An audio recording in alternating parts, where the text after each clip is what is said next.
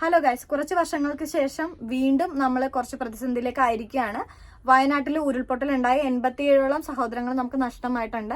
അവർക്ക് വേണ്ടി നമുക്ക് പ്രാർത്ഥിക്കാം. ഇനിയും കുറെ ആൾക്കാരെ കിട്ടാനുണ്ട്. അവരെ നമ്മളെ സഹോദരങ്ങൾ തേടിക്കൊണ്ടിരിക്കുകയാണ്.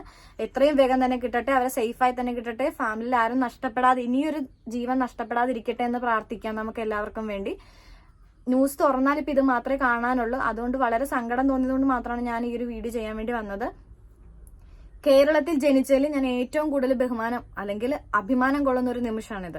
സത്യം പറഞ്ഞു കഴിഞ്ഞാൽ വേറൊരു നാട്ടിലാണെങ്കിലും നമ്മുടെ ഒരു ജീവന് ഇത്രയും റെസ്പെക്ട്, ഒരു വിലയും ഉണ്ടാവത്തേ ഇല്ല. സത്യം പറഞ്ഞു കഴിഞ്ഞാൽ ഇത്രയും സന്തോഷമുള്ള ഒരു നിമിഷം സത്യം പറഞ്ഞാൽ വേറൊന്നും ഉണ്ടാവില്ല. നമ്മുടെ ആ ഒരു വെള്ളപ്പൊക്കത്തിന്റെ സമയത്തും ഇതുപോലെയായിരുന്നു. ഒറ്റ കൂട്ടുകെട്ടായിട്ട് ഒന്ന് ചേർന്ന് നിന്നുകൊണ്ടാണ് നമ്മൾ എല്ലാവരെയും സേഫ് ആക്കിയത്. ഞാൻ ഇപ്പോഴും അത് മറക്കുന്നില്ല. എന്തോരം ജീവനുകൾ, എന്തോരം നമ്മുടെ സേനയിൽ ഉണ്ടായിരുന്ന ആൾക്കാരുടെ ജീവനുകൾ നഷ്ടപ്പെട്ടിട്ട് നമ്മളെ സാധാരണക്കാരെ രക്ഷിക്കാൻ കുറെ ശ്രമിച്ചിട്ടുണ്ട് ആ ചേട്ടന്മാർ. അവർക്കൊരു ഹാൻഡ്സ് ഓഫ് തന്നെ ഇരിക്കട്ടെ.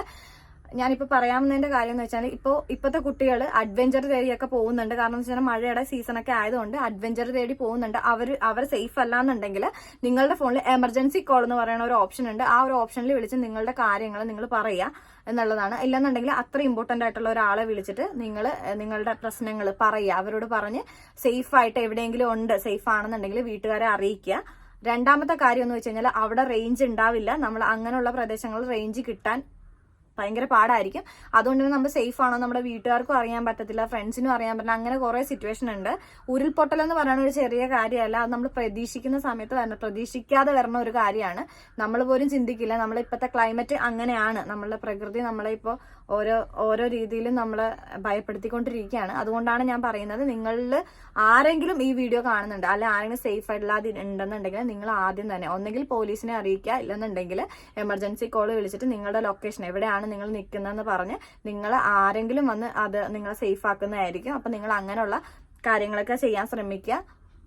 മെയിൻ ആയിട്ടുള്ള കാര്യം എന്ന് വെച്ച് കഴിഞ്ഞാൽ ഈ പെട്ട സഹോദരങ്ങൾക്ക് വേണ്ടി നമുക്ക് നന്നായിട്ട് പ്രാർത്ഥിക്കാം. ഇനി നമ്മളുടെ അവസ്ഥ എന്തായിരിക്കും എന്ന് പറയാൻ പറ്റില്ല. ഇപ്പോഴത്തെ ക്ലൈമറ്റ് അതുപോലെയാണ്. മഴയൊക്കെ ഉണ്ട്, നല്ല രീതിയിൽ മഴയുണ്ട്. ഇവിടെയൊക്കെ വെള്ളം പൊങ്ങിയിട്ടുണ്ട്.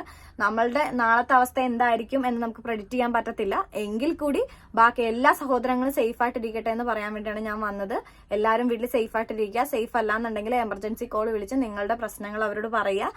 എല്ലാവർക്കും നല്ലത് വരുത്തട്ടെ. Bye guys.